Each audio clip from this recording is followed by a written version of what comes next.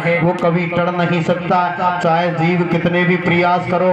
ऐसी कविता हम आपको हमारी मनगढ़ंत कहानी सुनाने जा रहे हैं। तो सज्जनों, प्रसंग किस प्रकार से है भगवत प्रेमियों? कैसे है मेरे भैया?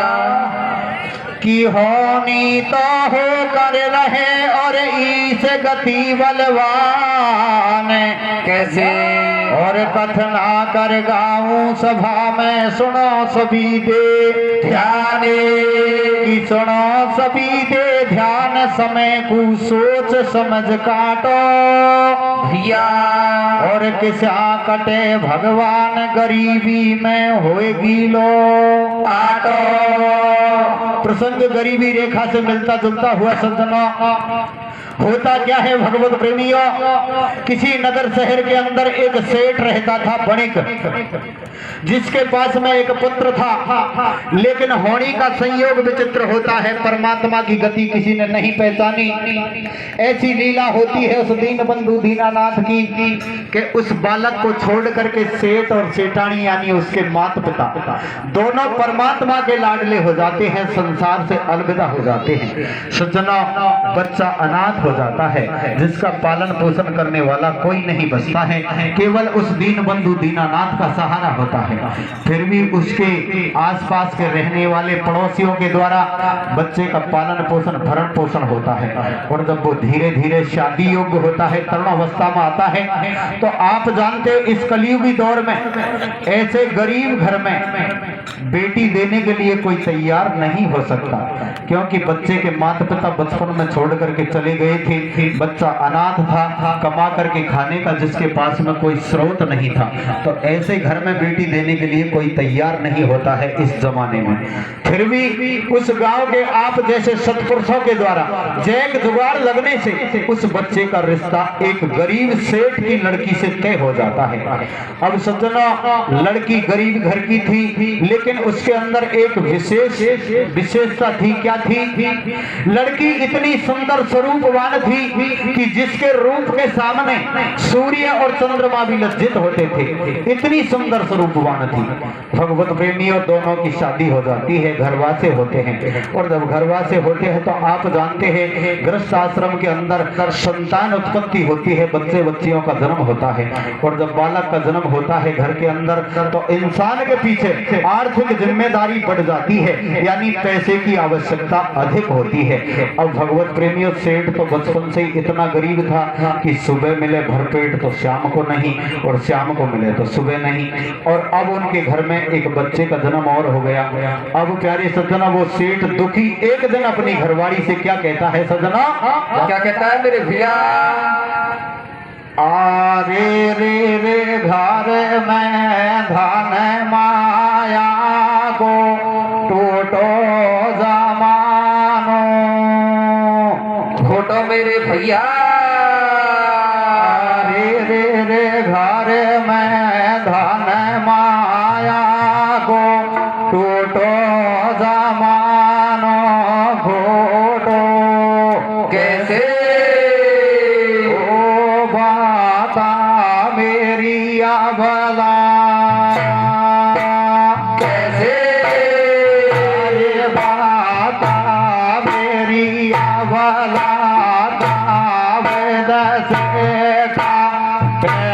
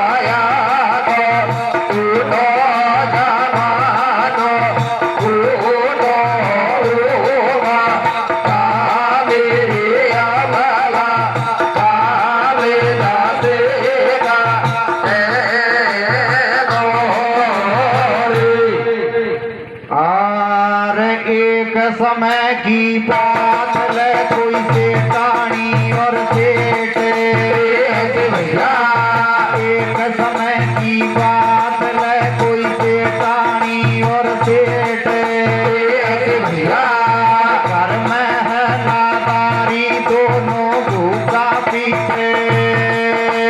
पेट भैया अरे लगे या पारक जांगैया।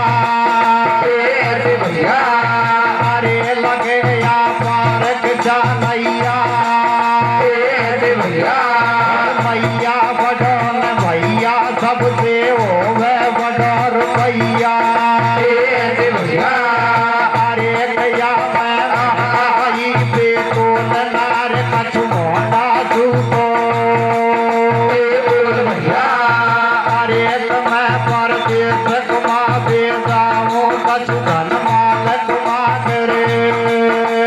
लाओ भैया अरे मैं रह लूंगी पिया अकेली। कैसे भैया दुख पावा सुई आए गो घर में कछु एक रुपया। मेरे भैया अरे तेरा नैम धर्म चोरी जो आता बर तू दुख मत दीजो। कैसे भैया अरे दया बर तू दुख मत दीजो। तेरी कोटी में साड़ो। कैसे भैया तेन पास तेरो हो जागो मम्मी के बाड़ो। कैसे भैया अरे घर में होए जागो जाजो तू बाछड़ तुम्हार मत जाजो। कैसे भैया अरे कन्या समधाई रमला नारे। कैसे भैया कछूद ना दुख पाजो मैं जाऊं गाठ कुमार।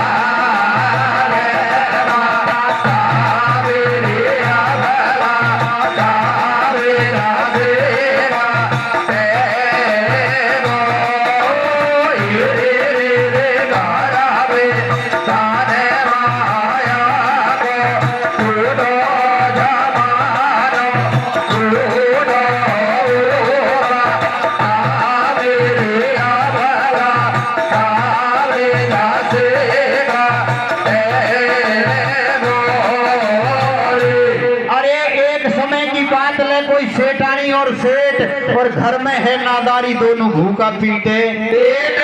अरे लगे या पार किसान मैया और मैया बड़ो न भैया सबसे होवे बड़ो रुपैया। या मैं महंगाई बेतोल नार कछु होना तू तो बोल। अरे मैं परदेश कुमावे जाऊं कछु धन माल कुमा कर लाऊं। अरे मैं रेलंगी किया अकेली और दुख पावा सुई आएगो घर में कछु एक रुपया। पर तेरा नेम धर्म सुरीजो या टावर को दुख मत दीजो। है तेरी गोदी में चाड़ो और टेम पास तेरा हो जाबो है मम्मी खेवाड़ो। घर में हो ऐसा को खाजो तू बैठड़ सु घर मत जाजो। नो समझाई अबला नार और कछु दिना दुख पाजो मैं लाऊंगो गांठ कुमार। प्यारे सज्जनों वो सेठ अपनी धर्म पत्नी को समझा बुझा करके प्रदेश कमाने के लिए चला जाता है। सेठानी अकेली रहने के लिए तैयार हो जाती है कि स्वामी मैं अकेली रहने के लिए तैयार हूँ। और सेठ अपनी अर्धांगिनी को इस प्रकार से समझा बुझा करके कि छोटे से बालक को दुख मत देना, किसी के घर बार में मत जाना। जैसे अपने घर में परमात्मा ने दिया है उसको खा करके मस्त रहना। मैं कुछ ही दिनों के बाद में और धनमाल कमा करके लाऊंगा बाहर से जाकर के। सेठ तो प्रदेश कमाने के लिए चला जाता है।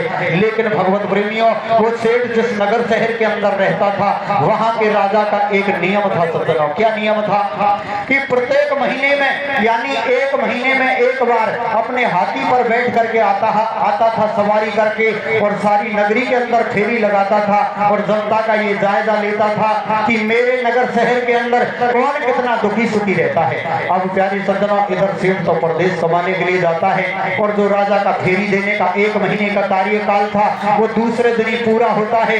तो अब राजा हाथी पर सवारी करके आता है और कैसे यहाँ से होनी का संयोग चालू होता है सेठानी के साथ में सज्जनों। कैसे होता है मेरे भैया आर्यवा नगरी का राजा कोया में नगरी का राजा कोया में तेरी सेवा ये समाज में हो आयो। भैया अरे सवारी राजा